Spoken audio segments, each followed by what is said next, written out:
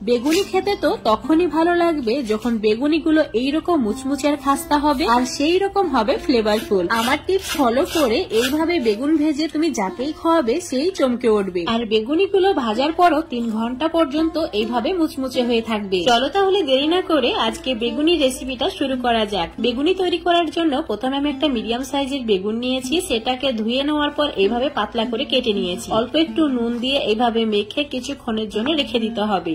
ততক্ষণে বেসনের মিশ্রণটা রেডি করে নিতে হবে। তো একটা কাপের মাপ করে 1 কাপ মতো বেসন নিয়েছি, তার সঙ্গে ওই কাপের মাপ করে হাফ কাপ সুজি আর দিয়েছি 2 চামচ ময়দা। এবার অ্যাড করে দিতে হবে হাফ চামচের একটু বেশি লঙ্কা গুঁড়ো, স্বাদ মতো নুন, আর তার সঙ্গে অ্যাড করেছি ধনে গুঁড়ো, অল্প একটু জিরে গুঁড়ো, আর দিয়েছি গরম মশলা, সামান্য পরিমাণে রঙের জন্য ফুড কালার আর হলুদ গুঁড়ো।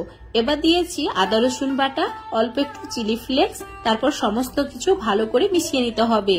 এবার অল্প অল্প জল অ্যাড করে একটা মিশ্রণ রেডি করে নিতে হবে। আর মিশ্রণটা ঠিক এইরকম ঘন করে রেডি করে নিতে হবে। বেসনের মিশ্রণটা যত বেশি ভালো করে ফেটানো হবে বেসনগুলো তত দ্রুত ফুলে উঠবে।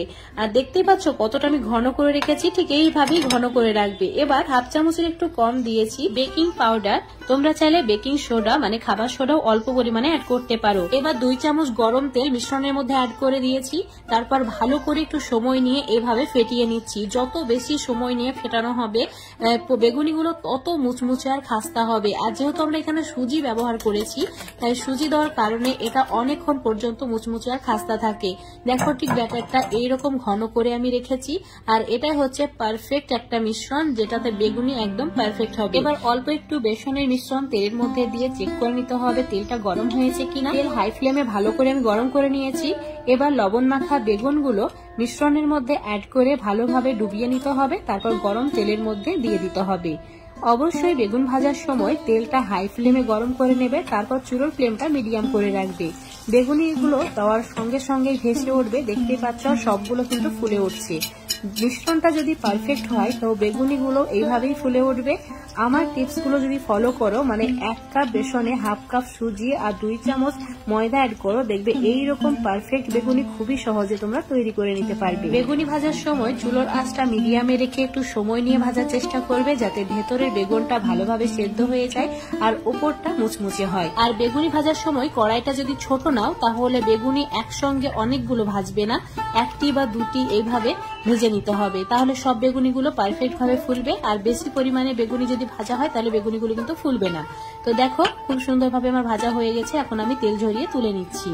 আশা করছি আজকের এই বেগুনি রেসিপিটা তোমাদের ভালো লেগেছে। ভালো লাগলে অবশ্যই লাইক শেয়ার কমেন্ট করে দেবে। ফেসবুক পেজ থেকে দেখলে পেজটাকে ফলো করে নেবে, ইউটিউব থেকে দেখলে চ্যানেলটাকে সাবস্ক্রাইব করে রাখবে। এখন আমি তোমাদের প্রায় 10 মিনিট পর দেখাচ্ছি। দেখতেই পাচ্ছ কত সুন্দর একটা শব্দ আসছে, মানে বেগুনিগুলো কত মুচমুচে আর খাস্তা হয়ে আছে। তো এইরকম মুচমুচে আর খাস্তা বেগুনি তোমরা বাড়িতেই খুবই সহজে তৈরি করে নিতে পারবে। আর একবার এভাবে তৈরি করে খাওয়ার পর কোনোদিন আর বাজার থেকে কিনে খাবে কোনো রকম ঝামেলা ছাড়াই যে কোনো সময় ঝটপট এইভাবে বেগুনি তোমরা বাড়িতেই তৈরি করে নিতে পারবে।